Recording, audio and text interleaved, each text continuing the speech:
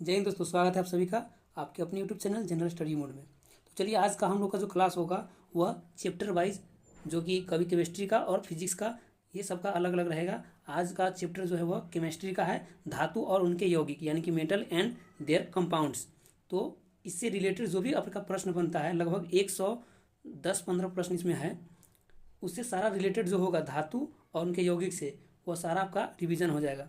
तो आप लोग अच्छे से ये क्लास कर लीजिएगा।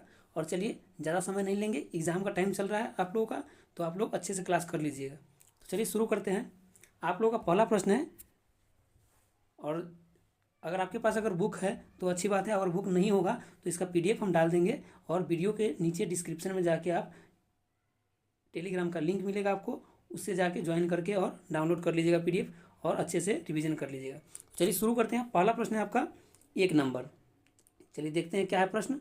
1 नंबर प्रश्न है आपका कि चाकू से काटी जा सकने वाली धातु कौन सी है। चाकू से काटी जा सकने वाली धातु कौन सी है। इसका आंसर क्या हो जाएगा? इसका आंसर हो जाएगा आपका ऑप्शन डी हो जाएगा।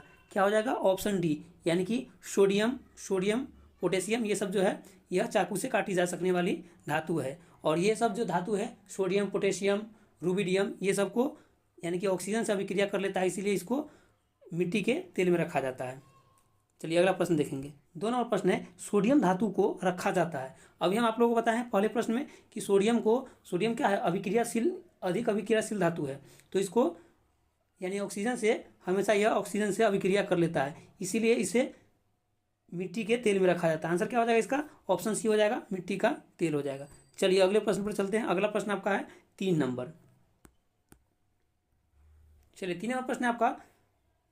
3 नंबर प्रश्न है, सोडियम के टुकड़े को यदि पानी में डाला जाए तो क्या होगा। सोडियम के टुकड़े को पानी में डाला जाए तो क्या होगा। तो आप लोग जानते हैं कि ऑक्सीजन से यह अधिक अभिक्रियाशील है, यानी कि अभिक्रिया कर लेता है ऑक्सीजन से। तो पानी में क्या होता है? पानी में यानी कि पानी का जो होता है अनुसूत्र क्या होता है? H2O होता है, यानी कि इसमें भी ऑक्सीजन होता है। तो ऑक्सीजन से क्या करेगा? अभिक्रिया कर लेगा। तो अभिक्रिया करके क्या हो जाएगा? यह तैरने लगेगा और जल जाएगा। सोडियम क्या होगा? उसमें तैरने लगेगा और जल जाएगा। आंसर सी हो गया। अगला प्रश्न देखते हैं। अगला प्रश्न है आपका 4 नंबर। 4 नंबर प्रश्न है कि आजकल सड़क की रोशनी में पीले लैंप बहुतायत में प्रयोग किया जाता है। इन लैंप में निम्नलिखित में से किसका प्रयोग किया जाता है। यानी कि सड़क में आजकल पीले रंग का जो लाइट लगा रहता है वह अधिक प्रयोग किए जाते हैं। तो इन लैंप में किसके कारण, यानी किसके उपस्थिति के कारण वह पीला कलर का होता है लैंप। इसका आंसर क्या हो जाएगा? इसका आंसर हो जाएगा आपका ऑप्शन ए हो जाएगा, सोडियम की उपस्थिति के कारण उसका रंग जो होता है पीला होता है। अगला प्रश्न देखेंगे। अगला प्रश्न आपका 5 नंबर है।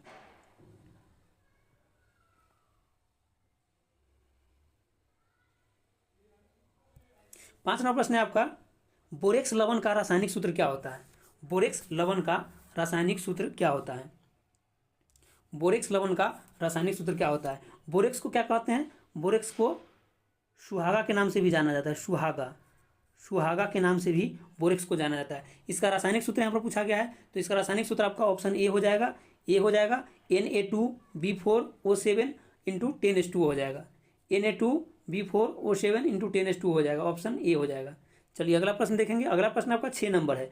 ग्लोबल साल्ट का रासायनिक सूत्र क्या होता है। ग्लोबल साल्ट का रासायनिक सूत्र क्या होता है। ग्लोबल साल्ट का रासायनिक सूत्र क्या होता है।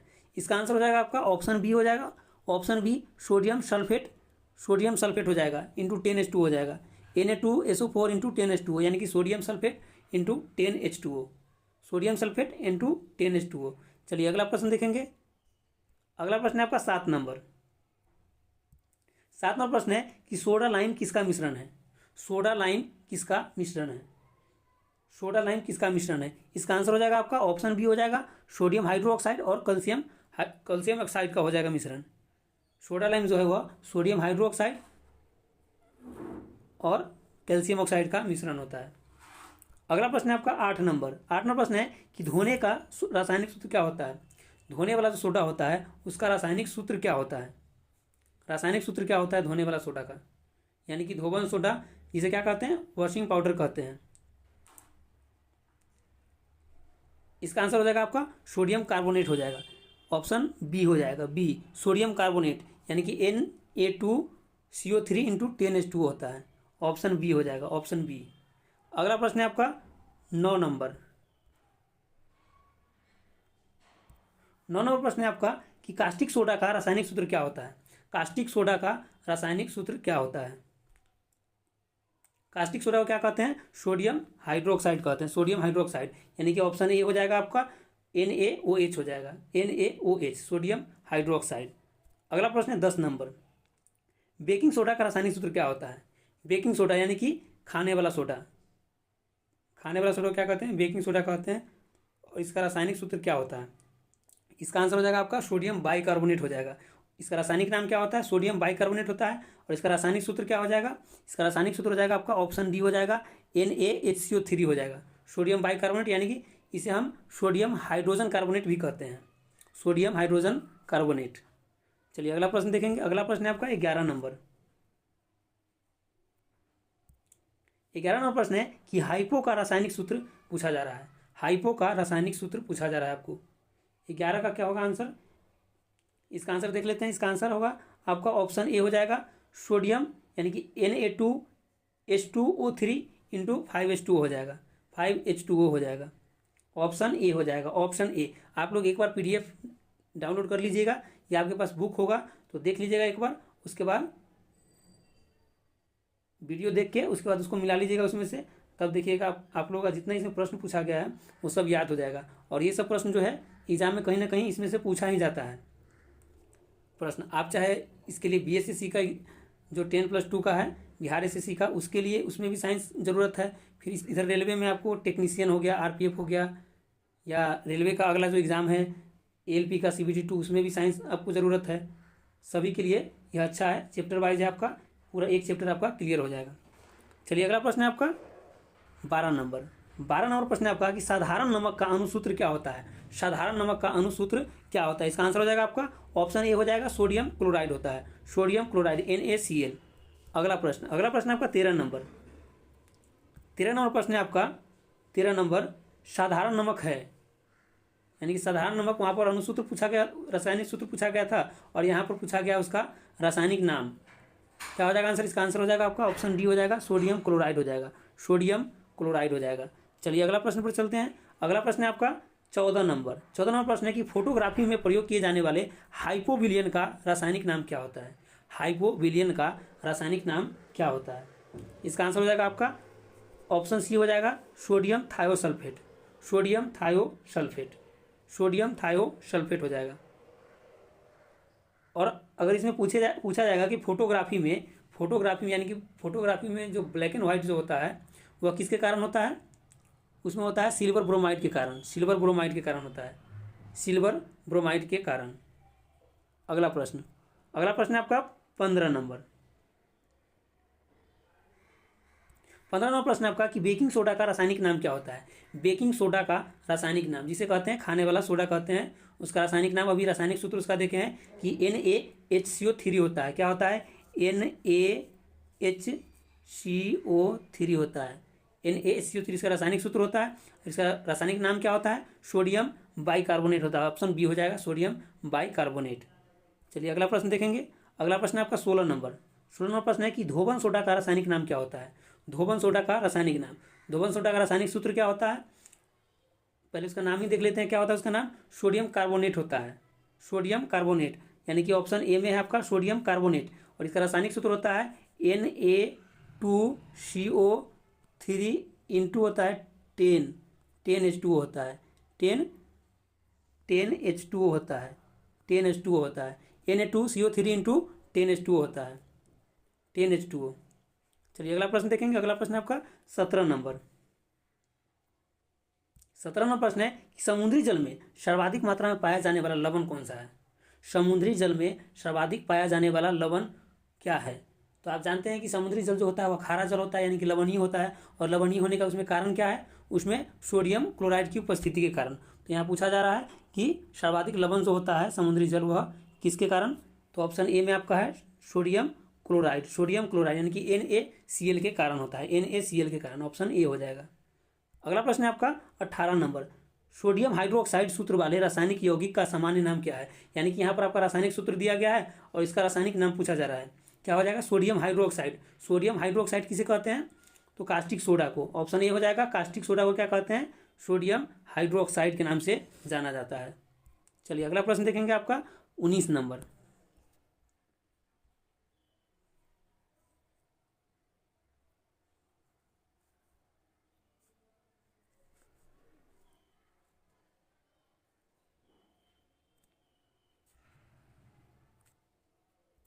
उन्नीसवा प्रश्न है आपका 19 नंबर। डबल रोटी बनाने में प्रयोग किए जाने वाले बेकिंग पाउडर का क्या नाम है?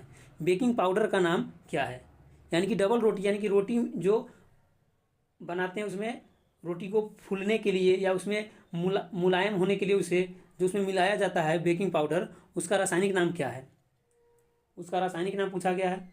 तो आप लोग जानते हैं कि खाने वाला जो सोडा होता है उसका रासायनिक नाम पूछा जा रहा है यहाँ पर। खाने वाला सोडा ही रोटी में डाला जाता है, तो उसका रासायनिक सूत्र क्या हो जाएगा? सोडियम बाइकार्बोनेट हो जाएगा, बाइकार्बोनेट। तो यहाँ पर देख लेते हैं, ऑप्शन बी में है आपका सोडियम बाइकार्बोनेट। क्या हो जाएगा आंसर? सोडियम बाइकार्बोनेट हो जाएगा। उसे यानी कि डबल रोटी बनाने में उसे प्रयोग किया जाता है उसका सोडियम बाइकार्बोनेट का, ताकि उससे क्या होता है, मुलायम हो जाता है रोटी और अधिक फूल जाता है। अगला प्रश्न है आपका 20 नंबर। आयोडीकृत लवण में रहता है, आयोडीकृत लवण में किसकी उपस्थिति होती है? आयोडीकृत लवण में इसका आंसर क्या हो जाएगा? इसका आंसर हो जाएगा आपका ऑप्शन डी हो जाएगा पोटेशियम आयोडाइड। पोटेशियम आयोडाइड, आयोडीकृत लवण में पोटेशियम आयोडाइड उपस्थित रहता है। अगला प्रश्न आपका 21 नंबर। 21 नंबर प्रश्न है कि रक्त कोशों में मनुष्य का रक्त किस रसायन के साथ मिलाकर रखा जाता है? यानी कि रक्त जो ब्लड बैंक में जो रक्त रखा जाता है वह मनुष्य के रक्त के किस रसायन के साथ मिलाकर रखा जाता है? किस रसायन के साथ मिलाकर और रक्त को सुरक्षित रखा जाता है? 21 का इसका आंसर हो जाएगा आपका ऑप्शन ए हो जाएगा सोडियम नाइट्रेट व डेक्सट्रेट। सोडियम नाइट्रेट व डेक्सट्रेट, सोडियम नाइट्रेट व डेक्सट्रेट। अगला प्रश्न आपका 22 नंबर। 22 नंबर प्रश्न है 22 नंबर प्रश्न है आपका कि मैग्नीशियम धातु का निष्कर्षण मुख्यतः किस अयस्क से किया जाता है? मैग्नीशियम धातु का निष्कर्षण मुख्यतः उसके किस अयस्क से किया जाता है? मैग्नीशियम। इसका आंसर हो जाएगा आपका ऑप्शन सी हो जाएगा, ऑप्शन सी कार्नेलाइट। कार्नेलाइट क्या है? मैग्नीशियम का अयस्क है, यानी कि कार्नेलाइट से मैग्नीशियम धातु का जो निष्कर्षण होता है वह कार्नेलाइट अयस्क से होता है, कार्नेलाइट। अगला प्रश्न देखेंगे। अगला प्रश्न है आपका 23 नंबर। 23 नंबर प्रश्न है आपका कि निम्नलिखित में से कौन सी धातु नाइट्रोजन में जलती है? निम्नलिखित में से कौन सी धातु नाइट्रोजन में जलती है? नाइट्रोजन में जलती है 23 नंबर। इसका आंसर क्या हो जाएगा आपका? आंसर आपका हो जाएगा ऑप्शन सी हो जाएगा मैग्नीशियम। मैग्नीशियम जो है वह नाइट्रोजन में जलती है, नाइट्रोजन में। अगला प्रश्न है आपका 24 नंबर। 24 नंबर प्रश्न है कि इप्सम साल्ट का रासायनिक सूत्र पूछा गया है। इप्सम साल्ट का रासायनिक सूत्र पूछा गया है यहाँ पर, इप्सम साल्ट का रासायनिक सूत्र। इसका आंसर क्या हो जाएगा? इसका आंसर हो जाएगा आपका ऑप्शन डी हो जाएगा magnesium sulphate into 7H2O। 7H2O कहने का मतलब कि 7 जो है ना, यहाँ पर H2O है, तो H2O यानी कि जल है, तो जल का जो मात्रा है वह 7 है, 7H2O जल की मात्रा है। इसे हम ऐसे भी कह सकते हैं कि यह 7 अणु जल है। कितना है? 7 अणु जल है। अगला प्रश्न देखेंगे। अगला प्रश्न है आपका 25 नंबर। 25 नंबर प्रश्न है कि मिल्क ऑफ मैग्नीशिया होता है। Milk of magnesia, milk of magnesia किसे कहा जाता है? 25 का आंसर हो जाएगा आपका ऑप्शन डी हो जाएगा milk of magnesia magnesium hydroxide को कहा जाता है। मैग्नीशियम हाइड्रोक्साइड को मिल्क ऑफ मैग्नीशिया कहा जाता है। अगला प्रश्न देखेंगे। अगला प्रश्न है आपका 26 नंबर। 26 नंबर प्रश्न है आपका कि निम्नलिखित में से किसका उपयोग पेट की अम्लता को हटाने के लिए किया जाता है? यानी कि पेट में जो अम्लीयता बढ़ जाता है उसे कम करने के लिए किसका प्रयोग करते हैं? पेट की अम्लीयता को कम करने के लिए किसका प्रयोग किया जाता है? इसका आंसर हो जाएगा आपका ऑप्शन बी हो जाएगा मैग्नीशियम हाइड्रोक्साइड का। मैग्नीशियम हाइड्रोक्साइड जो है वह पेट की अम्लीयता को कम कर देता है। चलिए अगला प्रश्न देखेंगे। अगला प्रश्न आपका 27 नंबर है। एल्युमिनियम धातु का निष्कर्षण मुख्यतः किस अयस्क से किया जाता है? किस अयस्क से किया जाता है? मैग्नीशियम धातु का जो निष्कर्षण किया जाता था उस किससे? कार्नेलाइट से, कार्नेलाइट से।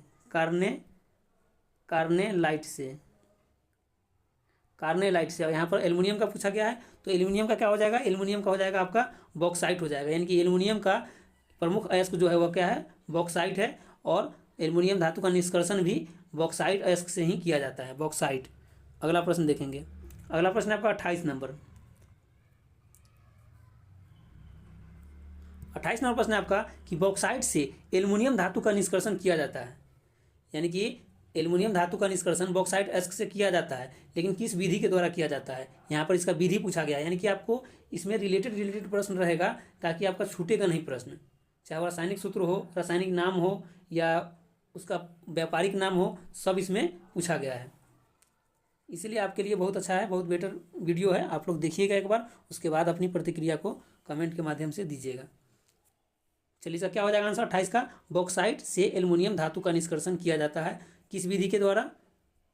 28 का आंसर हो जाएगा आपका ऑप्शन हो जाएगा बी, विद्युत अपघटन विधि के द्वारा।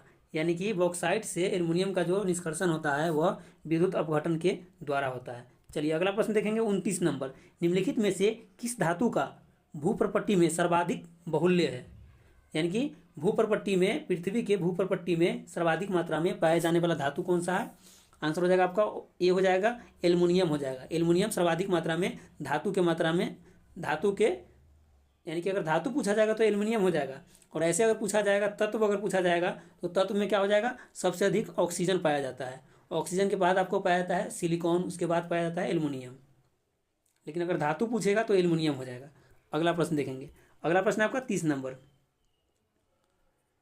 30 नंबर प्रश्न है आपका कि कौन सी धातु अपने ही ऑक्साइड से रक्षित होता है, यानी कि कौन सी धातु जो है यहाँ पर वह अपने ऑक्साइड से ही रक्षित यानी कि सुरक्षित रहता है। इसका आंसर क्या हो जाएगा, इसका आंसर आपका हो जाएगा ऑप्शन डी हो जाएगा, एल्युमिनियम हो जाएगा। यानी कि एल्युमिनियम जो धातु है वह अपने ही ऑक्साइड से रक्षित रहता है। अगला प्रश्न आपका 31 नंबर है, एमरी क्या कहलाता है, यानी कि एमरी जो है वह कहलाता है, डैश कहलाता है एमरी। इसका आंसर हो जाएगा आपका 31 नंबर का क्या हो जाएगा आंसर, इसका आंसर बी हो जाएगा, अशुद्ध एल्युमिनियम। सॉरी, एल्युमिनियम नहीं है, एल्यूमिना है। अशुद्ध एल्यूमिना को क्या कहते हैं, एमरी कहते हैं। अशुद्ध एल्यूमिना को एमरी कहते हैं। अगला प्रश्न देखेंगे। अगला प्रश्न आपका 32 नंबर। 32 नंबर प्रश्न है, और यहाँ पर सामान्य फिटकिरी, यानी कि फिटकिरी का आपका रासायनिक सूत्र पूछा गया है। देख लेते हैं 32 नंबर। सामान्य फिटकिरी का रासायनिक सूत्र पूछा गया है। इसका क्या होता है रासायनिक सूत्र, तो आप लोग जानते हैं कि इसके रासायनिक सूत्र जो होता है इसका क्या होता है, K2SO4, यानी कि potassium sulphate, aluminium sulphate, potassium sulphate. Option A में देखते हैं, यही आंसर इसका, potassium sulphate, aluminium sulphate. Aluminium sulphate के होल ट्राइज, उसके बाद 24H2O, यानी कि 24H2O हो जाएगा जल। इसमें जल का जो होता है अणु वो कितना होता है, 24 होता है। तो यहाँ पर ध्यान रखेंगे, एक बार फिर से रिपीट कर लेंगे क्योंकि यह बहुत ही महत्वपूर्ण आपका प्रश्न है और ये याद रखना जरूरी है। K2SO4 इंटू Al2SO4, उसके बाद है आपका 24H2O है। ध्यान रखिएगा कि इसमें 24 अणु जल होता है, 24 अणु।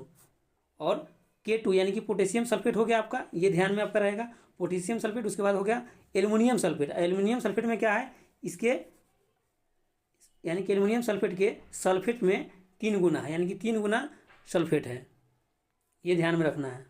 ऐसे इस प्रश्न में अगर देखा जाए तो ये सब कॉमन है इसमें सबसे अधिक ये है 24H2O जो है वो, और Al2, ये ध्यान में रखना है। तो इसका आंसर क्या हो जाएगा, ऑप्शन ए हो जाएगा, K2SO4 Al2SO4 के होल ट्राइज, उसके बाद 24H2O। अगला प्रश्न है आपका 33 नंबर प्रश्न।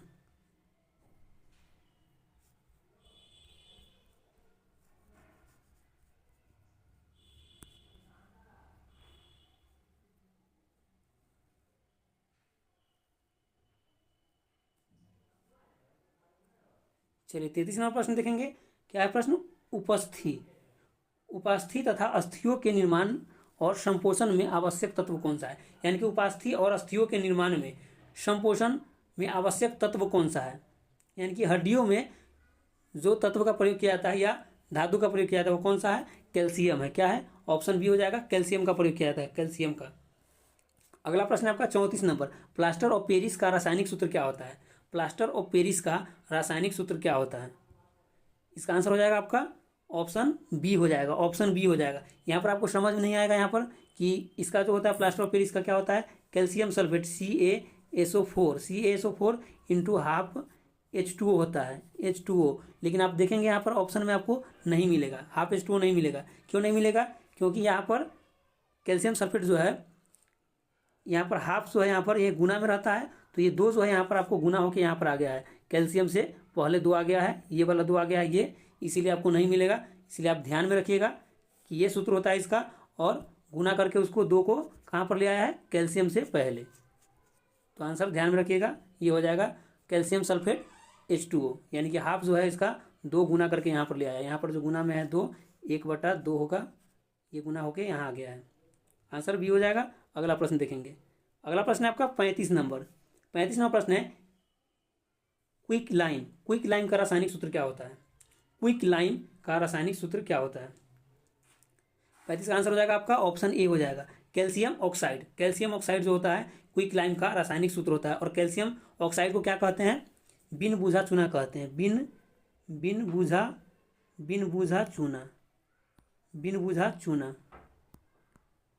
बुझा चूना के नाम से कैल्शियम ऑक्साइड को जाना जाता है। और कैल्शियम हाइड्रोक्साइड जो है ये कैल्शियम हाइड्रोक्साइड, इसे बुझा हुआ चूना कहते हैं। और कैल्शियम कार्बोनेट जो है यह क्या हो जाता है? संगमरमर या चूना या चौक, ये सब का रासायनिक सूत्र है। चलिए अगला प्रश्न देखेंगे। अगला प्रश्न है आपका 36 नंबर। संगमरमर का रासायनिक सूत्र क्या है? संगमरमर का रासायनिक सूत्र, तो अभी आपको बताया कि संगमरमर का जो रासायनिक सूत्र है वो क्या है? क्या हो जाएगा आंसर? ऑप्शन ए हो जाएगा, कैल्शियम कार्बोनेट हो जाएगा, कैल्शियम कार्बोनेट। अगला प्रश्न है आपका 37 नंबर। विरंजक चूर्ण है, विरंजक चूर्ण यानी कि विरंजक चूर्ण का यहाँ पर पूछा गया है। विरंजक चूर्ण का रासायनिक सूत्र क्या हो जाएगा? इसका क्या हो जाएगा आंसर? इसका आंसर हो जाएगा ऑप्शन बी हो जाएगा, ऑप्शन बी हो जाएगा 37 का, कैल्शियम ऑक्साइड और Cl2 हो जाएगा। यानी कि इसका जो रासायनिक सूत्र होता है ये भी ऐसे भी लिखा था इसका, OCl इंटू Cl होता है। ऐसे भी कहीं कहीं आपको लिखा हुआ मिलेगा CaOCl इंटू Cl मिलेगा लिखा हुआ, और ऐसे भी लिखा मिलेगा CaOCl2 यानी कि दोनों है। आप ध्यान में रखिएगा, यहाँ पर ये जब बाहर आएगा तो Cl1 है और ये Cl2 हो जाएगा, 2 Cl हो जाएगा। तो ऐसे आप ध्यान में रखिएगा। चलिए आंसर इसका बी हो गया। अगला प्रश्न है आपका 38 नंबर। डोलोमाइट का रासायनिक सूत्र क्या होता है? डोलोमाइट का रासायनिक सूत्र क्या होता है? डोलोमाइट का रासायनिक सूत्र क्या होता है? इसका आंसर हो जाएगा आपका ऑप्शन डी हो जाएगा, कैल्शियम कार्बोनेट और मैग्नीशियम कार्बोनेट होता है। कैल्शियम कार्बोनेट और मैग्नीशियम कार्बोनेट को क्या कहते हैं? डोलोमाइट। अगला प्रश्न देखेंगे। अगला प्रश्न है आपका 39 नंबर। 39 नंबर पूछा गया आपको कि हाइड्रोलिथ का अणुसूत्र क्या होता है? हाइड्रोलिथ का अणुसूत्र क्या होता है? इसका आंसर हो जाएगा आपका ऑप्शन बी हो जाएगा, CaH2 होता है, CaH2 होता है। अगला प्रश्न है आपका 40 नंबर। क्लोरीन बूझे चूने के साथ प्रतिक्रिया करके क्या बनाती है? बूझे चूने के साथ, यानी कि आपको बताया है कि बूझा चूना कौन है और बिन बूझा चूना कौन है। तो बिन बूझा कैल्शियम ऑक्साइड हो गया, और बूझा चूना यहाँ पर क्या पूछा जा रहा है? बूझे चूने के साथ। तो बूझा चूना कौन सा होता है? कैल्शियम हाइड्रोक्साइड होता है, कैल्शियम हाइड्रोक्साइड। तो क्लोरीन बूझे हुए चूने के साथ प्रतिक्रिया करके, यानी कि क्लोरीन प्रतिक्रिया करके क्या बनाती है? तो ये दोनों अभिक्रिया करके क्या बनेगा? उत्पादक के रूप में क्या बन जाएगा? 40 का क्या हो जाएगा आंसर इसका? इसका आंसर हो जाएगा आपका ऑप्शन डी हो जाएगा, ब्लीचिंग पाउडर बन जाएगा। कैल्शियम हाइड्रोक्साइड और क्लोरीन मिलकर क्या करेगा? ब्लीचिंग पाउडर का निर्माण करेगा, ब्लीचिंग पाउडर का अभी जिसे क्या कहते हैं? विरंजक चूर्ण भी कहते हैं। अभी इससे पहले आप देखें प्रश्न, उसमें था विरंजक चूर्ण का, यानी कि CaOCl इंटू Cl इसका रासायनिक सूत्र है, वही यहाँ पर बन जाएगा, ब्लीचिंग पाउडर बन जाएगा दोनों के संयोग से। अगला प्रश्न देखेंगे। अगला प्रश्न है आपका 41 नंबर। चलिए 41 नंबर प्रश्न है आपका कि चूना पत्थर का रासायनिक नाम क्या होता है? चूना पत्थर का रासायनिक नाम, तो आपको बताया है कि चूना पत्थर हो, संगमरमर हो या चौक हो, सबका क्या होता है? कैल्शियम कार्बोनेट होता है। आंसर हो जाएगा आपका सी, कैल्शियम कार्बोनेट हो जाएगा। अगला प्रश्न है आपका 42 नंबर। डॉक्टर, चित्रकार, शिल्पकार आदि के द्वारा उपयोग किए जाने वाले कैल्शियम सल्फेट का लोकप्रिय नाम क्या है? कैल्शियम सल्फेट का लोकप्रिय नाम क्या है? यानी कि यहाँ पर देख लेते हैं calcium sulphate CaSO4 calcium sulphate. तो डॉक्टर के द्वारा या चित्रकार के द्वारा या शिल्पकार के द्वारा जो प्रयोग किया जाता है वह प्लास्टर ऑफ पेरिस का प्रयोग किया जाता है, प्लास्टर ऑफ पेरिस का। और प्लास्टर ऑफ पेरिस का आप लोग जानते हैं कैल्शियम सल्फेट और हेमीहाइड्रेट होता है, यानी कि ½ H2O होता है, ½ H2O। ये प्रश्न भी अभी आया था, आपको बताएं अच्छे से। तो यहाँ इसका नाम जो है कैल्शियम सल्फेट भी डायरेक्ट बोल सकते हैं, H2O नहीं भी रहेगा तो आप समझ लीजिएगा कैल्शियम सल्फेट भी बोल सकते हैं। तो किसके लिए बोला जा रहा है? तो प्लास्टर ऑफ पेरिस के लिए। आंसर क्या हो जाएगा आपका? ऑप्शन डी हो जाएगा, प्लास्टर ऑफ पेरिस। यानी कि प्लास्टर ऑफ पेरिस का प्रयोग आपको डॉक्टर के द्वारा, चित्रकार के द्वारा, शिल्पकार के द्वारा, सभी के द्वारा किया जाता है। 42 का आपका आंसर हो गया डी। अगला प्रश्न देखेंगे। अगला प्रश्न आपका 43 नंबर, 43 नंबर आपका हेंस क्लेवर विधि के द्वारा किसके उत्पादन की व्यापारिक विधि है? यानी कि हेंस क्लेवर विधि जो है वह किसके उत्पादन की व्यापारिक विधि है? 43 का आपका आंसर क्या हो जाएगा? 43 का आंसर हो जाएगा आपका ऑप्शन डी हो जाएगा, ब्लीचिंग पाउडर हो जाएगा। और ब्लीचिंग पाउडर का निर्माण कैसे हुआ है? तो अभी देखें हम लोग, क्या कैल्शियम सल्फेट यानी कि कैल्शियम हाइड्रोक्साइड और क्लोरीन, संयोग करके क्या बनाया? Bleaching powder. चलिए समझ में आ गया होगा। यानी कि हम लिख दे रहे हैं दोबारा इसलिए ताकि आपको याद हो जाए। अगला प्रश्न है आपका 44 नंबर प्रश्न है आपका कि निम्नलिखित में से किससे टेप रिकॉर्डर की टेप लेपित रहती है? यानी कि टेप रिकॉर्डर में जो टेप लेपित किया जाता है वह उसमें किसका लेप चढ़ाया जाता है? इसका आंसर हो जाएगा आपका ऑप्शन बी हो जाएगा, फेरोमैग्नेटिक चूर्ण का। फेरोमैग्नेटिक चूर्ण के द्वारा टेप जो होता है वह लेपित रहता है। चलिए अगला प्रश्न देखेंगे आपका 45 नंबर प्रश्न है आपका 45 नंबर, निम्नलिखित में से कौन सी धातु अमलगम नहीं बनाती है? तो अमलगम का मतलब आप लोग समझते हैं। अमलगम क्या होता है? यानी कि पारा जो होता है, पारा यानी कि Hg के साथ कोई भी यानी कि XYZ कोई भी अगर धातु आए और इसके साथ अगर संयोग करे यानी कि अभिक्रिया करेगा तो क्या बनेगा? वो अमलगम बनेगा, अमलगम। लेकिन 2-3 ऐसा तत्व है जो इसके साथ संयोग करके भी अमलगम नहीं बनेगा। वह कौन सा है? इसका आंसर क्या हो जाएगा? चलिए इतना समझ में आ गया होगा। अब आंसर इसका देख लेते हैं। 45 नंबर प्रश्न है, 45 नंबर। इसका आंसर क्या हो जाएगा?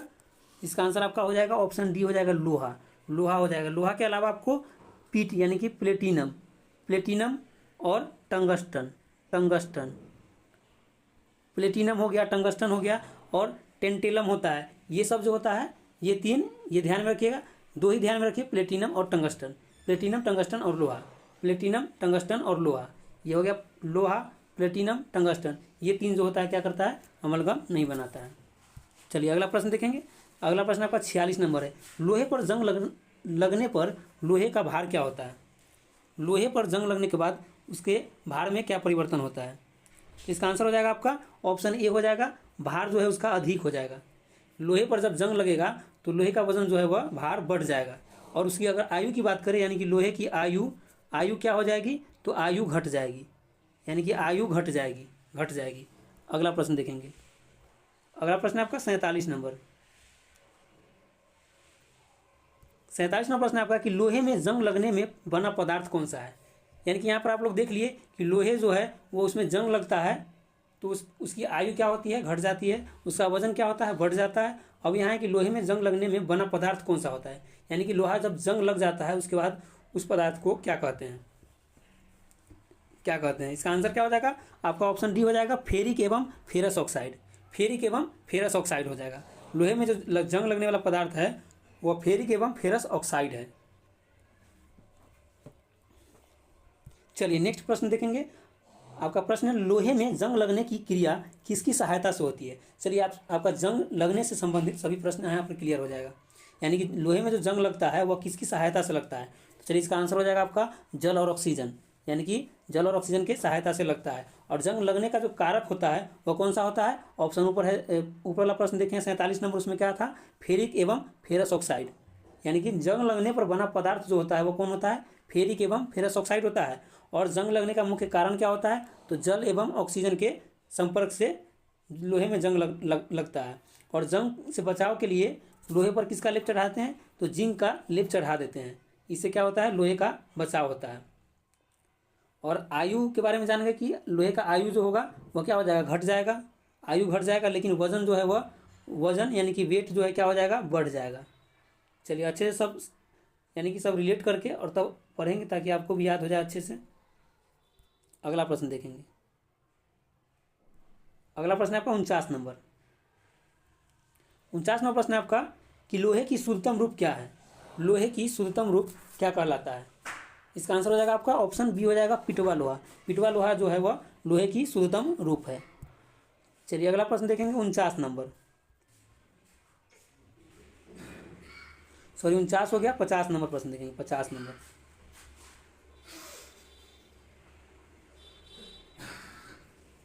चलिए 50 नंबर प्रश्न है आपका कि लोहे को इस्पात में बदलने के लिए कौन सी धातु मिलाई जाती है। लोहे को इस्पात में बदलने के लिए, इस्पात यानी कि स्टील में बदलने के लिए कौन सी धातु उसमें मिलाई जाती है। 50 का आंसर क्या हो जाएगा, 50 का आंसर, इसका आंसर हो जाएगा आपका ऑप्शन डी हो जाएगा निकेल, यानी कि लोहे में निकेल मिलाने के बाद इस्पात में बदल जाता है। अगला प्रश्न आपका 51 नंबर। 51 नंबर प्रश्न है कि स्टील को कठोरता प्रदान करने के लिए उसमें क्या मिलाया जाता है, यानी कि स्टील में क्या मिलाया जाता है, स्टील में क्या मिलाया जाता है ताकि वह कठोर हो जाए, अधिक कठोर हो जाए। कठोरता बढ़ाने के लिए उसमें क्या मिलाया जाता है। इसका आंसर हो जाएगा आपका ऑप्शन डी हो जाएगा क्रोमियम। क्रोमियम की मात्रा बढ़ाने से कठोरता क्या होता है, कठोरता क्या होता है, बढ़ जाता है, कठोरता बढ़ जाता है क्रोमियम की मात्रा मिलाने के बाद। चलिए अगला प्रश्न देखेंगे। अगला प्रश्न है आपका 52 नंबर है। 52 नंबर प्रश्न है आपका निम्नलिखित में से कौन सा पदार्थ सर्वाधिक प्रत्यास्थ है, यानी कि सर्वाधिक प्रत्यास्थ पदार्थ कौन सा है इसमें। इसका आंसर हो जाएगा आपका ऑप्शन बी हो जाएगा इस्पात हो जाएगा, यानी कि स्टील जो है वह सबसे अधिक प्रत्यास्थ है, सबसे अधिक प्रत्यास्थ है। और स्टील में कठोरता बढ़ाने के लिए क्या मिलाया जाता है, अभी इससे पहले वाला प्रश्न में देखे हैं क्या मिलाया जाता है, तो क्रोमियम मिलाया जाता है, क्रोमियम मिलाया जाता है। अगला प्रश्न है आपका 53 नंबर, गैल्वेनीकृत लोहे पर किसका लेप चढ़ाया जाता है। तो ये भी आपको बता दिए थे जब प्रश्न था आपका लोहे में जंग लगने वाला से, तो उससे रिलेटेड था, उस समय आपको बता दिए थे। क्या हो जाएगा आंसर इसका आंसर हो जाएगा आपका ऑप्शन बी हो जाएगा जस्ता का लेप चढ़ाया जाता है, जस्ते का लेप चढ़ाया जाता है। इसे क्या कहते हैं, गैल्वेनीकृत या गैल्वेनाइजेशन कहते हैं। अगला प्रश्न देखेंगे। अगला प्रश्न है आपका 54 नंबर।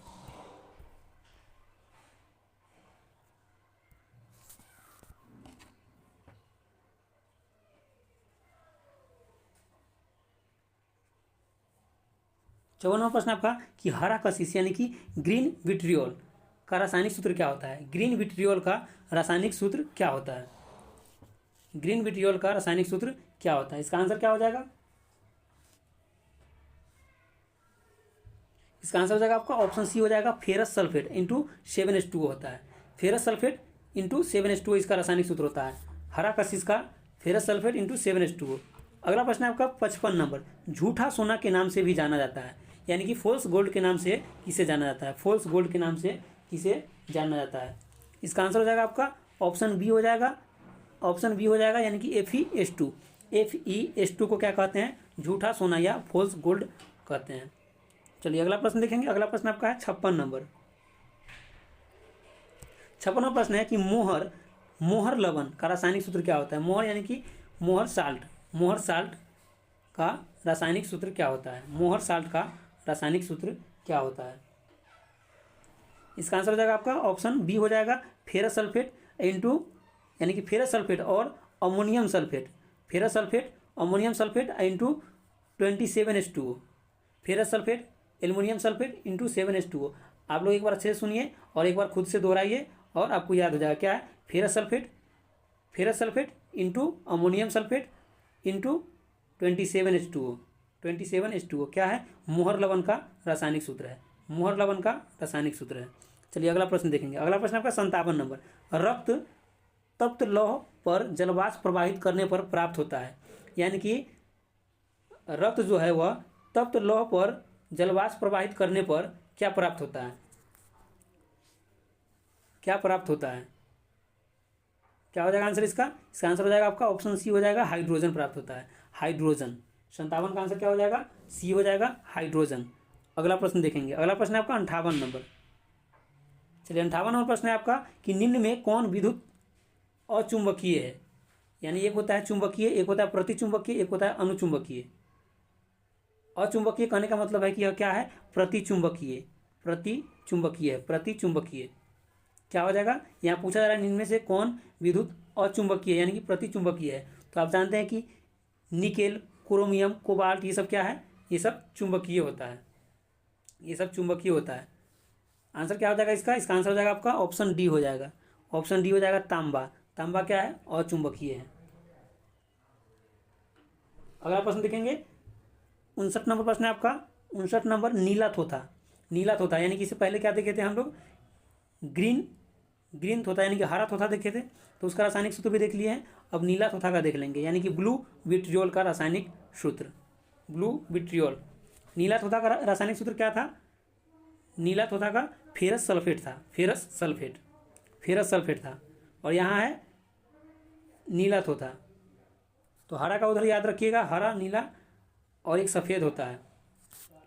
तो हरा का क्या होता है, यहाँ पर तीनों आपको लिख के दिखा देते हैं। जैसे देखते हैं यहाँ पर हरा, हरा जो होता है क्या होता है, फेरस सल्फेट, FeSO4, SO4 होता है, फेरस सल्फेट होता है। और यहाँ नीला का दिया हुआ है आपका, नीला का दिया हुआ है, नीला क्या है, ब्लू यानी कि इसका हो जाएगा ऑप्शन डी हो जाएगा, कॉपर सल्फेट। तो ये हो गया हरा का फेरस सल्फेट और नीला का कॉपर सल्फेट। और एक होता है सफ़ेद का क्या हो जाएगा, जिंक सल्फेट हो जाएगा, जिंक सल्फेट हो जाएगा, ध्यान में रखिएगा आप लोग। अगला प्रश्न है आपका 60 नंबर। 60 नंबर प्रश्न है आपका कि तांबा का शत्रु तत्व कौन सा है, यानी कि तांबा का शत्रु तत्व कौन सा है, तांबा का शत्रु तत्व कौन सा है। 60 का आंसर क्या हो जाएगा, इसका आंसर हो जाएगा आपका ऑप्शन ए हो जाएगा, गंधक यानी कि सल्फर। सल्फर को क्या कहते हैं, तांबा का शत्रु कहते हैं, तांबा का शत्रु कहते हैं सल्फर को। अगला प्रश्न है आपका 61 नंबर, जस्ता धातु का निष्कर्षण मुख्यतः किस अयस्क से किया जाता है, यानी कि जस्ते का, जिंक का निष्कर्षण किस अयस्क से किया जाता है। तो हम लोग अभी 3 प्रश्न देख चुके हैं। एक एल्युमिनियम का निष्कर्षण किससे किया जाता है, तो बॉक्साइट देख लिए। उसके बाद था एक और, एक था मैग्नीशियम का कहाँ से किया जाता है निष्कर्षण, तो कार्नेलाइट से किया जाता है। और यहाँ पर है आपका जस्ता का, यानी कि जिंक का निष्कर्षण कहाँ से किया जाता है, जिंक का निष्कर्षण कहाँ से किया जाता है। इसका आंसर क्या हो जाएगा, इसका आंसर हो जाएगा आपका ऑप्शन ए हो जाएगा, जिंक ब्लेड से किया जाता है, जिंक ब्लेड से जस्ते का निष्कर्षण किया जाता है। चलिए अगला प्रश्न देखेंगे। अगला प्रश्न है आपका 62 नंबर है। 62 नंबर प्रश्न है आपका कि फिलोसफर वूल क्या है, फिलोसफर वूल का रासायनिक सूत्र क्या है, फिलोसफर वूल का रासायनिक सूत्र क्या होता है। इसका आंसर हो जाएगा आपका ऑप्शन ए हो जाएगा, जिंक ऑक्साइड होता है, जिंक ऑक्साइड को क्या कहते हैं, फिलोसफर वूल कहते हैं। अगला प्रश्न है आपका 63 नंबर, सफ़ेद कशिश किसे कहा जाता है, यानी कि सफ़ेद कशिश जो होता है इसका रासायनिक सूत्र क्या होता है। अभी आप लोग थोड़ी देर पहले बताएं, जब नीला कशिश आया था उसी समय आपको बता दिए थे कि सफ़ेद कशिश का रासायनिक सूत्र क्या होता है। इसका आंसर क्या हो जाएगा, इसका आंसर हो जाएगा आपका ZnSO4 × 7H2 हो जाएगा, ZnSO4 × 7H2 हो जाएगा। चलिए अगले प्रश्न पर चलते हैं। अगला प्रश्न है आपका 64 नंबर, चांदी का निष्कर्षण मुख्यतः किस अयस्क से किया जाता है, चांदी का निष्कर्षण किस अयस्क से किया जाता है। तो इसका आंसर हो जाएगा आपका ए हो जाएगा, अर्जेंटाइट से। 64 का क्या हो जाएगा, अर्जेंटाइट से चांदी का निष्कर्षण किया जाता है। अगला प्रश्न है आपका 65 नंबर। 65 नंबर प्रश्न है, किसके निष्कर्षण के लिए साइनाइड विधि का प्रयोग किया जाता है, साइनाइड विधि का प्रयोग किसके निष्कर्षण के लिए किया जाता है, किसके निष्कर्षण के लिए किया जाता है। इसका आंसर क्या हो जाएगा 65 का आंसर हो जाएगा आपका ऑप्शन ए हो जाएगा, चांदी का, यानी कि चांदी के निष्कर्षण के लिए साइनाइड विधि का प्रयोग किया जाता है। और चांदी का निष्कर्षण जो किया जाता है किस अयस्क से किया जाता है, तो अर्जेंटाइट से किया जाता है। अभी देखें 64 नंबर प्रश्न देखे हैं, अर्जेंटाइट था, लेकिन विधि कौन सा है, तो साइनाइड विधि के द्वारा। अगला प्रश्न है आपका 66 नंबर, निम्न में से कौन सी धातु बिजली की सबसे अधिक सुचालक है। तो विद्युत या ऊष्मा का सबसे अधिक सुचालक है वो कौन सा है, चांदी है।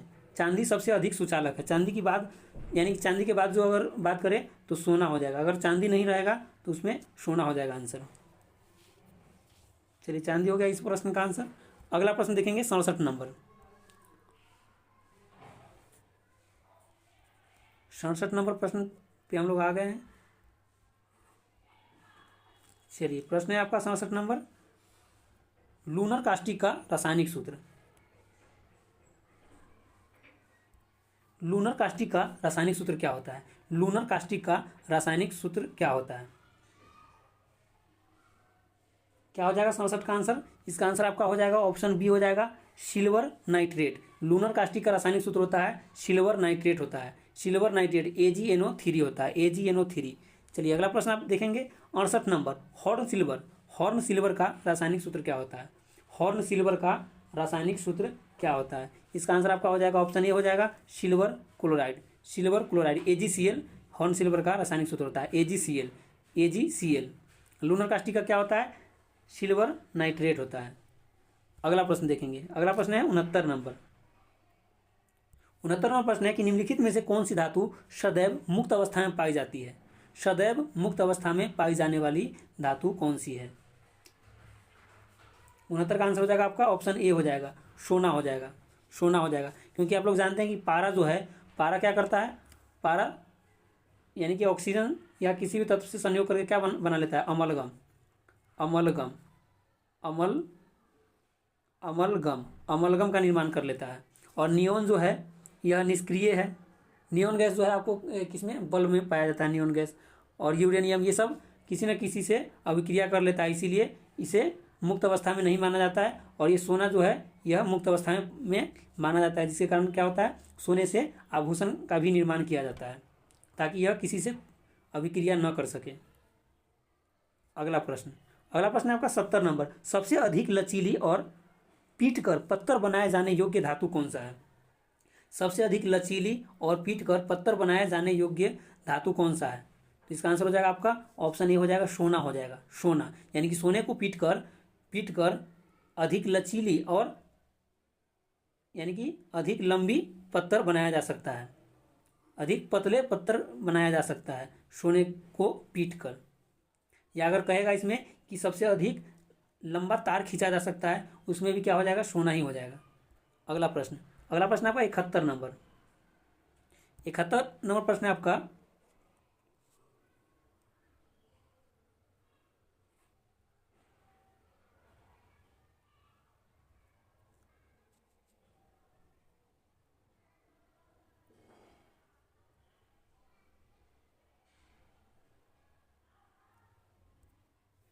खतरनाक प्रश्न आपका कि निम्नलिखित में से कौन सी धातु सर्वाधिक भारी होती है? यानी कि सबसे भारी धातु कौन सी होती है? सबसे भारी धातु कौन सी होती है? कौन सी धातु सर्वाधिक भारी है? तो यहाँ ऑप्शन के हिसाब से चलना है। ऐसे यहाँ पर ऑस्मियम हो जाएगा, लेकिन यहाँ ऑप्शन के हिसाब से चलना है। क्या हो जाएगा आंसर इसका? 71 का आंसर इसका हो जाएगा ऑप्शन सी हो जाएगा, सोना हो जाएगा। यानी यहाँ 4 ऑप्शन दिया गया है, इसके हिसाब से सोना हो जाएगा। नहीं तो अगर पूछेगा कि सबसे भारी, तो क्या हो जाएगा? ऑस्मियम हो जाएगा। ऑस्मियम हो जाएगा।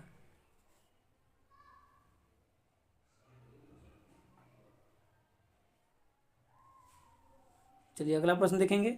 अगला प्रश्न है आपका 72 नंबर, सोना निम्नलिखित में से किस अम्ल में घुल जाता है? सोना किस अम्ल में घुल जाता है? किस अम्ल में घुल जाता है? तो इसका आंसर क्या हो जाएगा? इसका आंसर हो जाएगा आपका ऑप्शन डी हो जाएगा, अम्लराज में घुल जाता है। किसमें? अम्लराज में। 72 का आंसर क्या हो जाएगा? डी हो जाएगा, अम्लराज। और अम्लराज जो होता है किसका मिश्रण होता है? ये जो मिश्रण होता है HCl प्लस यानी कि हाइड्रोक्लोरिक अम्ल और नाइट्रिक अम्ल।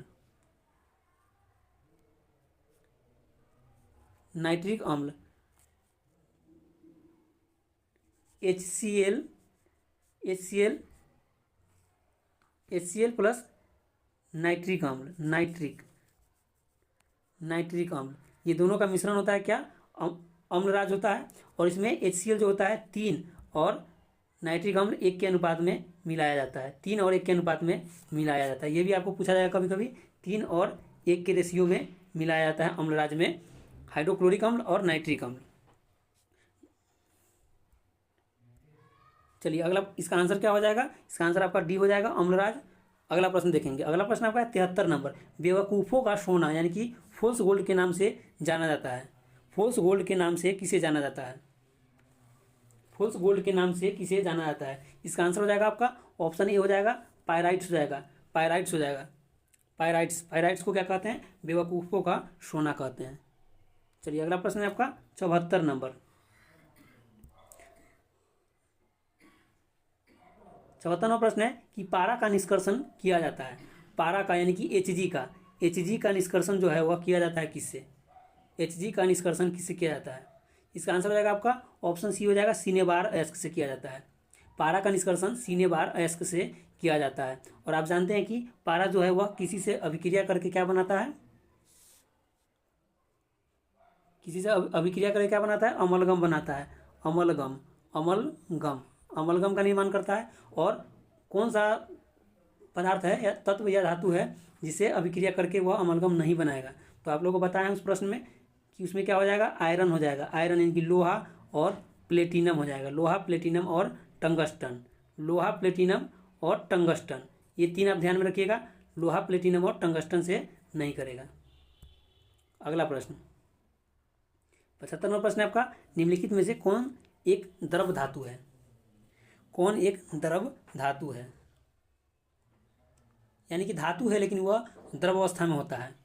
क्या हो जाएगा आंसर, इसका आंसर हो जाएगा आपका ऑप्शन डी हो जाएगा, मरकरी हो जाएगा। यानी कि पारा जो है वह एक द्रव धातु है। पारा क्या है, द्रव धातु है। अगला प्रश्न देखेंगे। अगला प्रश्न है आपका 76 नंबर। 76वां प्रश्न है, क्विक सिल्वर, क्विक सिल्वर के नाम से किसे जाना जाता है, क्विक सिल्वर के नाम से किसे जाना जाता है, क्विक सिल्वर के नाम से किसे जाना जाता है। इसका आंसर हो जाएगा आपका ऑप्शन बी हो जाएगा, मरकरी हो जाएगा। क्विक सिल्वर के नाम से मरकरी को जाना जाता है। और मरकरी से किसी भी तत्व या धातु अगर कोई संयोग करता है तो क्या बनाता है, अमलगम बनाता है। ये भी ध्यान में रखिएगा। और कौन नहीं बनाता है वो भी ध्यान में रखिएगा। चलिए अगला प्रश्न है। अगला प्रश्न है आपका, पारा तथा किसी अन्य धातु के मिश्रण को क्या कहा जाता है। पारा या किसी अन्य धातु के मिश्रण को क्या कहा जाता है। तो अभी हम तुरंत आपको बताए हैं। क्या हो जाएगा आंसर इसका, डी हो जाएगा, अमलगम हो जाएगा। Amalgam, amalgam. अगला प्रश्न, अगला प्रश्न है आपका 78 नंबर, सिंदूर का रासायनिक सूत्र क्या होता है। सिंदूर जिसे क्या कहा जाता है, वर्मिलियन भी कहा जाता है। सिंदूर को वर्मिलियन भी कहा जाता है। इसका रासायनिक सूत्र क्या हो जाएगा, इसका रासायनिक सूत्र हो जाएगा आपका ऑप्शन ए हो जाएगा, HgS हो जाएगा, HgS हो जाएगा, HgS हो जाएगा, HgS। इसका रासायनिक नाम क्या होता है, मर्क्यूरिक सल्फाइड होता है। क्या होता है इसका रासायनिक नाम, मर्क्यूरिक सल्फाइड। अगला प्रश्न, अगला प्रश्न आपका 79 है, मरकरी को किस धातु के पात्र में रखा जाता है। मरकरी को किस धातु के पात्र में रखा जाता है। तो आप लोग यहाँ पर थोड़ा सा दिमाग लगा सकते हैं कि हम बताए थे आपको कि मरकरी क्या करता है, किसी भी तत्व से या धातु से संयोग कर लेता है और यह अमलगम बना लेता है। अमलगम, अमलगम बना लेता है। और किससे नहीं बनाता है तो उसी में रखा जाएगा ताकि वो संयोग न करे। तो आपको बताया था कि लोहा, प्लेटिनम, लोहा, प्लेटिनम, टंगस्टन, ये सब में संयोग नहीं करता है सबके साथ। तो यहाँ देख लेते हैं क्या है, प्लेटिनम है कहीं नहीं है, टंगस्टन है नहीं है, लोहा, तो लोहा ऑप्शन में सी में है। यही आंसर हो जाएगा आपका, क्या हो जाएगा, लोहा। मरकरी को किस धातु के पात्र में रखा जाता है तो आंसर लोहा हो जाएगा। चलिए अच्छे से समझ में आ गया होगा आपको। जहाँ आपको न समझ में आएगा वहाँ समझाएंगे और एक दो बार रिपीट करेंगे ताकि आपको अच्छे से याद हो जाए। चलिए अगला प्रश्न देखेंगे। अगला प्रश्न आपका, सीसा का निष्कर्षण मुख्यतः किस अयस्क से किया जाता है। शीशे का निष्कर्षण किस अयस्क से किया जाता है। तो इसका आंसर हो जाएगा आपका ऑप्शन ए हो जाएगा, गैलेना। गैलेना से इसका अयस्क निकाला जाता है। यानी कि शीशा का निष्कर्षण जो होता है गैलेना अयस्क से होता है। अगला प्रश्न है आपका 81, वाहनों से उत्सर्जित धुएं में किसकी उपस्थिति से प्रदूषण होता है। यानी कि वाहन से, यानी कि गाड़ी से जो धुआं निकलता है उसमें जो प्रदूषण युक्त जो होता है पदार्थ वह कौन सा होता है, किसकी उपस्थिति के कारण वह प्रदूषण युक्त होता है। इसका आंसर हो जाएगा आपका ऑप्शन डी हो जाएगा, शीशा। शीशा के कारण क्या होता है, धुआं अधिक प्रदूषित होता है। अगला प्रश्न देखेंगे। अगला प्रश्न है आपका 82 है, संचायक बैटरी। संचायक बैटरी में निम्नलिखित में से कौन सी धातु का प्रयोग किया जाता है। संचायक बैटरी में कौन सी धातु का प्रयोग किया जाता है। इसका आंसर आपका हो जाएगा ऑप्शन बी हो जाएगा, शीशा। यानी कहीं कहीं आपको प्रश्न में ही दिया रहेगा कि शीशा संचायक बैटरी में किसका यानी किस अम्ल का प्रयोग किया जाता है, तो वहाँ क्या हो जाएगा, H2SO4 हो जाएगा, H2SO4 हो जाएगा, H2SO4 यानी कि सल्फ्यूरिक अम्ल। सल्फ्यूरिक अम्ल अम्ल अगर पूछेगा तो सल्फ्यूरिक अम्ल का प्रयोग किया जाता है। और अगर यहाँ पर प्रश्न है कि संचायक बैटरी में निम्नलिखित में से कौन सी धातु का प्रयोग किया जाता है, तो जब धातु पूछा जाएगा तो सीसा हो जाएगा आंसर, शीशा। चलिए अगला प्रश्न देखेंगे। अगला प्रश्न है आपका 83, रेड लेड का रासायनिक सूत्र क्या होता है। रेड लेड का रासायनिक सूत्र क्या होता है।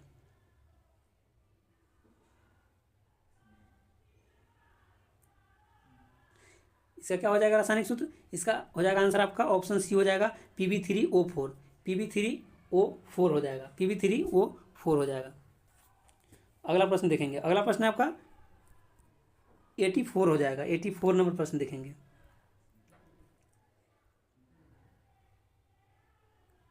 चलिए 84 नंबर प्रश्न है आपका कि निम्नलिखित में से किसे भविष्य का धातु कहते हैं। भविष्य का धातु किसे कहा जाता है, तो इसका आंसर हो जाएगा आपका ऑप्शन डी हो जाएगा, भविष्य का धातु टाइटेनियम को कहते हैं। और भविष्य का अगर ईंधन पूछ देगा, ईंधन अगर पूछ देगा, भविष्य का ईंधन किसे कहते हैं, तो हाइड्रोजन को कहते हैं। किसे, हाइड्रोजन को। अगला प्रश्न 85 है, नाभिकीय रिएक्टर की रचना के लिए अनिवार्य तत्व कौन सा है। नाभिकीय रिएक्टर की रचना के लिए अनिवार्य तत्व कौन सा है। 85 का आपका आंसर हो जाएगा ऑप्शन सी हो जाएगा, जिरकोनियम। यानी कि नाभिकीय रिएक्टर की रचना में जिरकोनियम तत्व का प्रयोग किया जाता है, जिरकोनियम। अगला प्रश्न है आपका 86 नंबर, वायु निर्माण में निम्न में से कौन सी धातु का प्रयोग किया जाता है। वायुयान के निर्माण में कौन सी धातु का प्रयोग किया जाता है, कौन सी धातु का प्रयोग किया जाता है। 86 का आंसर हो जाएगा आपका ऑप्शन सी हो जाएगा, पैलिडियम का। यानी कि वायु निर्माण में पैलिडियम का प्रयोग किया जाता है।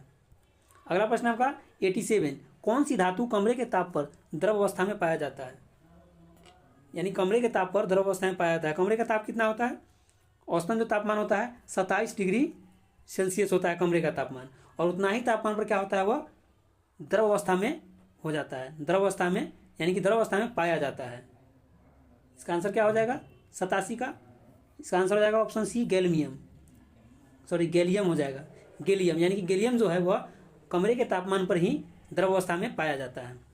अगला प्रश्न है आपका 88 प्रश्न है आपका, सफ़ेद स्वर्ण के नाम से किसे जाना जाता है। यानी कि व्हाइट गोल्ड के नाम से किसे जाना जाता है,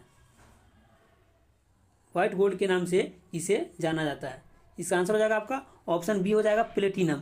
प्लेटिनम को क्या कहते हैं, सफ़ेद सोना कहते हैं, सफ़ेद सोना या व्हाइट गोल्ड कहते हैं।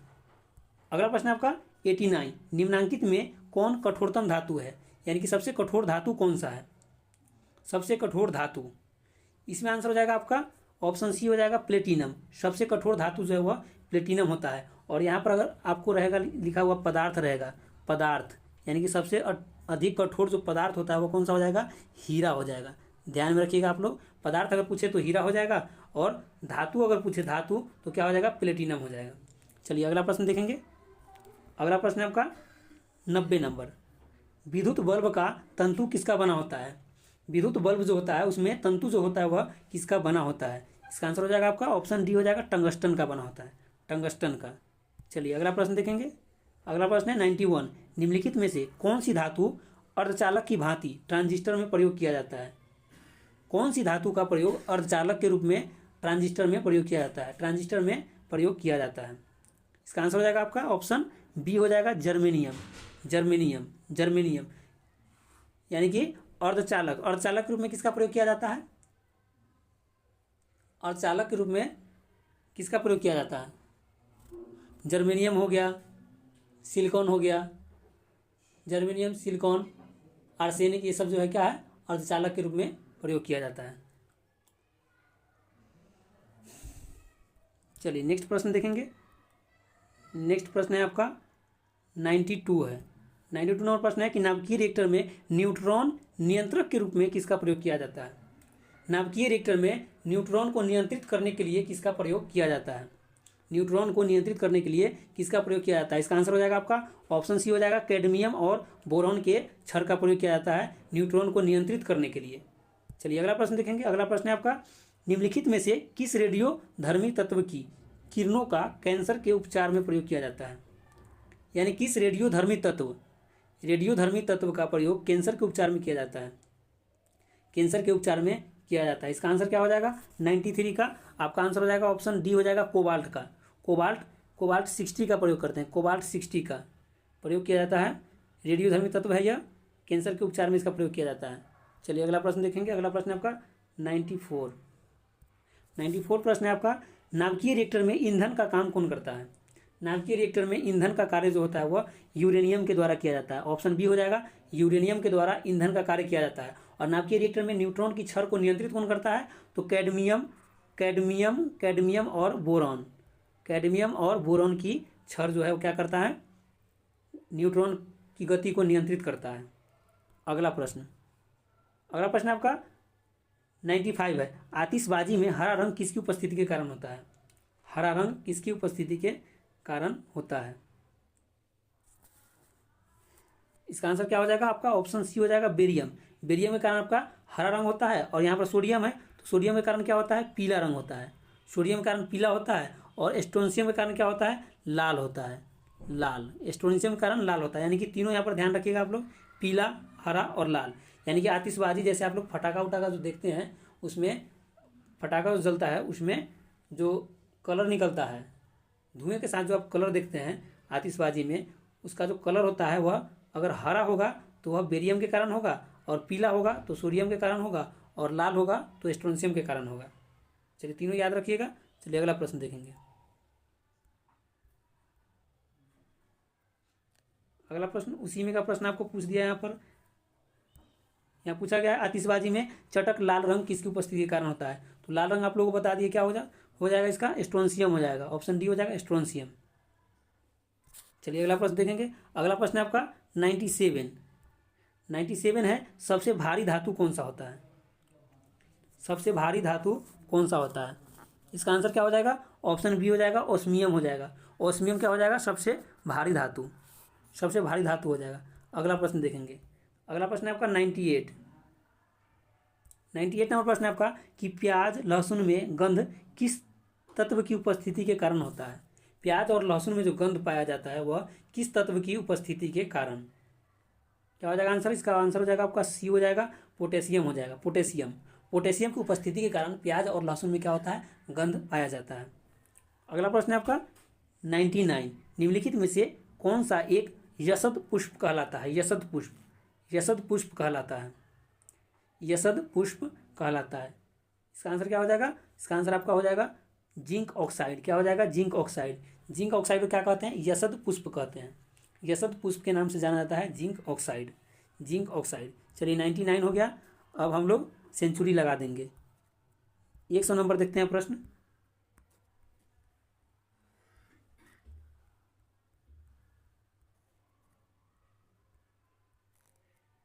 चलिए 100 नंबर प्रश्न आपके सामने है। कौन सा है? जिंक सल्फेट के बारे में। जिंक सल्फेट का आमतौर पर प्रयोग किया जाता है। जिंक सल्फेट का प्रयोग किस लिए किया जाता है? Zinc sulphate. इसका आंसर हो जाएगा आपका ऑप्शन सी हो जाएगा, कृंतकनाशी के रूप में जिंक सल्फेट का प्रयोग किया जाता है। जिंक सल्फेट यानी कि ZnSO4 का प्रयोग किया जाता है कृंतकनाशी के रूप में। और ZnSO4 को क्या कहते हैं? सफ़ेद थोथा भी कहते हैं। सफ़ेद थोथा यानी कि व्हाइट विट्रियोल भी कहते हैं, व्हाइट विट्रियोल। चलिए अगला प्रश्न देखेंगे।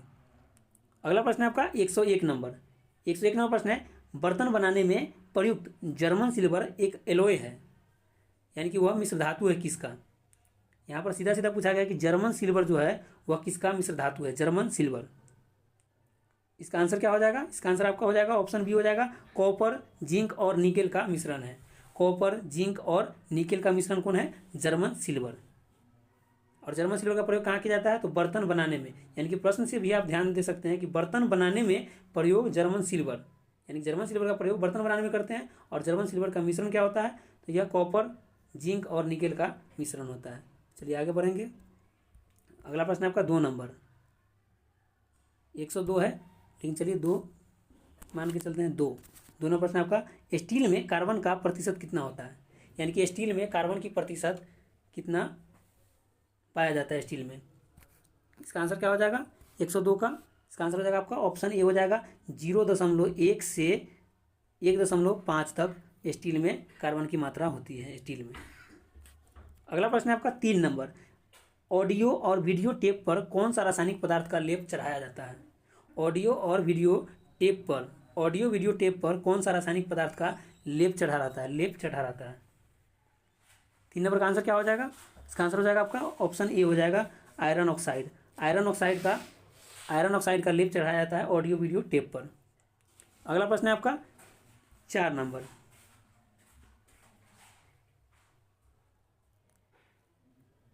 प्रश्न है आपका कि सीसा पेंसिल में सीसा की प्रतिशत कितनी होती है? सीसा पेंसिल में सीसा की प्रतिशत कितनी होती है? तो इसका आंसर आपका हो जाएगा ऑप्शन ए हो जाएगा 0%। 0%, यानी कि इसका नाम ही है सीसा पेंसिल, लेकिन सीसा इसमें क्या होता है? सीसा 0 होता है, 0% होता है, 0% होता है सीसा की मात्रा इसमें। चलिए अगला प्रश्न है आपका 5 नंबर, पित्तल का बर्तन किन अवयवों द्वारा बनता है? पित्तल किन अवयवों द्वारा, यानी कि पित्तल जो है वह किसका मिश्र धातु है? पित्तल किसका मिश्र धातु है? इसका आंसर हो जाएगा आपका तांबा और जस्ता हो जाएगा, यानी कि कॉपर और जिंक। ऑप्शन ए हो जाएगा कॉपर और जिंक का मिश्रण क्या होता है? पित्तल होता है। अगला प्रश्न देखेंगे। अगला प्रश्न है आपका 6 नंबर। 6 नंबर प्रश्न है कि ताप जिप्सम क्या है? ताप जिप्सम क्या है? 106 नंबर, ताप जिप्सम क्या है? इसका आंसर हो जाएगा आपका ऑप्शन ए हो जाएगा चूना। क्या हो जाएगा? चूना हो जाएगा। अगला प्रश्न है मायोग्लोबिन में कौन सी धातु होती है? मायोग्लोबिन में कौन सी धातु होती है? इसका आंसर आपका ऑप्शन डी हो जाएगा लोहा। मायोग्लोबिन में लोहा धातु पाया जाता है, लोहा धातु पाया जाता है। अगला प्रश्न है 8 नंबर। 8वां प्रश्न है आमतौर पर सुरक्षा फ्यूज लगाने के लिए प्रयोग किया जाता है, सुरक्षा फ्यूज लगाने के लिए प्रयोग किया जाने वाला तार किस पदार्थ का बना होता है? यानी कि यहाँ पर प्रश्न पूछा जा रहा है कि फ्यूज जो है वह किसका मिश्रण होता है? फ्यूज किसका मिश्रण होता है? इसका आंसर हो जाएगा आपका ऑप्शन डी हो जाएगा टीन और सीसा का मिश्र धातु होता है फ्यूज। टीन और सीसा का मिश्र धातु क्या होता है? फ्यूज होता है, फ्यूज। अगला प्रश्न देखेंगे। अगला प्रश्न है आपका 9 नंबर। 9वां प्रश्न है कि निम्नलिखित में से कौन सी धातु जल के साथ अभिक्रिया करके ऑक्सीजन पैदा नहीं करती है? कौन सी धातु जल के साथ अभिक्रिया करके ऑक्सीजन उत्पन्न नहीं करती है? ऑक्सीजन उत्पन्न नहीं करती है। इसका आंसर हो जाएगा आपका, देख लेते हैं यहाँ पर, जैसे पोटेशियम, सोडियम और लिथियम के बारे में आप लोग जानते हैं कि सोडियम ये हो गया, सोडियम हो गया, पोटेशियम हो गया, सोडियम हो गया, लिथियम हो गया, ये सब क्या है? ये जल के साथ अभिक्रिया कर लेता है, जल के साथ अभिक्रिया कर लेता है, क्योंकि इसमें ये जो है ये तीनों को मिट्टी के तेल में डुबा कर रखा जाता है, डुबा कर रखा जाता है। और यहाँ पर पूछा जा रहा है कि कौन सी धातु जल के साथ अभिक्रिया करके ऑक्सीजन पैदा नहीं करती है? तो अभिक्रिया करने पर क्या हो जाएगा? जल जाएगा, और जलने के बाद क्या होता है? हाइड्रोजन गैस निकलता है। तो यहाँ पर क्या हो जाएगा? आंसर ऑप्शन बी हो जाएगा, कैडमियम हो जाएगा। यानी कि कैडमियम के साथ यह अभिक्रिया नहीं करेगा, लेकिन पोटेशियम, लिथियम, सोडियम ये सब जो है इसके साथ क्या होगा? ऑक्सीजन अभिक्रिया कर लेगा और जल जाएगा। 109 का क्या हो जाएगा? बी हो जाएगा। चलिए अगला प्रश्न देखेंगे। 110 नंबर, किस धातु से बनाया गया मिश्र धातु हवाई जहाज तथा रेल के डिब्बे में पुर्जे बनाने के काम में लिया जाता है? पुर्जे बनाने के काम में लिया जाता है, यानी कि किस धातु से बनाया गया मिश्र धातु हवाई जहाज तथा रेल के डिब्बे में पुर्जे बनाने में प्रयोग किया जाता है? रेल के डिब्बे में पुर्जे बनाने में प्रयोग किया जाता है। 110 का आंसर क्या हो जाएगा आपका? ऑप्शन सी हो जाएगा, एल्यूमिनियम हो जाएगा, एल्यूमिनियम हो जाएगा। अगला प्रश्न देखेंगे। अगला प्रश्न आपका 11 नंबर। 111 नंबर प्रश्न है आपका कि इलेक्ट्रॉनिकी में सोल्डर यानी कि सोल्डरिंग करने के लिए सोल्डर के रूप में जो प्रयोग किया जाता है वह किसका मिश्र धातु रहता है? सोल्डर के रूप में जो प्रयोग किया जाता है पदार्थ वह किसका मिश्र धातु होता है? किसका मिश्र धातु होता है? इसका आंसर क्या हो जाएगा? ऑप्शन बी हो जाएगा, सीसा और टीन हो जाएगा, सीसा और टीन। यानी कि सोल्डर जो होता है सीसा और टीन का मिश्रण होता है, और फ्यूज भी जो होता है फ्यूज वो भी सीसा और टीन का मिश्र धातु होता है। अगला प्रश्न देखेंगे 12 नंबर। 12वां प्रश्न है आपका कि मुख्य शोधनों तथा टूथपेस्ट में निम्नलिखित में से कौन सा यौगिक आमतौर पर प्रयोग किया जाता है? यानी कि माउथ वॉश के लिए जो टूथपेस्ट यूज किया जाता है उसमें कौन सा यौगिक मिलाया जाता है? कौन सा यौगिक का प्रयोग किया जाता है उसमें? इसका आंसर आपका हो जाएगा ऑप्शन ए हो जाएगा, सुहागा का प्रयोग किया जाता है। सुहागा यानी कि बोरेक्स का प्रयोग किया जाता है। अगला प्रश्न है आपका 13 नंबर। 113 नंबर प्रश्न है आपका, और आज की क्लास का यानी कि चैप्टर वाइज जो आपका क्लास है आज का धातु और उनके यौगिक का, इससे रिलेटेड प्रश्न का आज के क्लास का यह लास्ट प्रश्न आपका होगा। क्या है? कांच को गहरा नीला रंग किससे प्राप्त होता है? यानी कि कांच में जो गहरा नीला रंग जो प्राप्त होता है, नीला रंग वह किसके उपस्थिति के कारण? नीला रंग किसके उपस्थिति के कारण? इसका आंसर क्या हो जाएगा? 13 का आंसर क्या हो जाएगा आपका? 113 का आंसर क्या हो जाएगा? ऑप्शन ए हो जाएगा कोबाल्ट ऑक्साइड। कोबाल्ट ऑक्साइड, कांच को गहरा नीला रंग किससे प्राप्त होता है? कोबाल्ट ऑक्साइड से प्राप्त होता है। तो चलिए, यह लास्ट प्रश्न था आज के क्लास का, और आज के क्लास को आप लोग मिस नहीं कीजिएगा, इसको जरूर से जरूर देखिएगा और पूरा लास्ट तक देखिएगा। आपका जो है धातु और यौगिक से संबंधित जो आपका है कोई भी प्रश्न है उसका रिवीजन अच्छे से हो जाएगा। इसमें बहुत ही अच्छा प्रश्न दिया गया है, और एक बार पहले आप लोग क्लास करके देखिए, उसके बाद आपको पता चलेगा। और आप लोग कमेंट करके ज़रूर बताइएगा कि आप लोगों को क्लास कैसा लगा और रिवीजन करने के लिए अच्छा है कि नहीं। चलिए, धन्यवाद। आज की क्लास में बस इतना ही।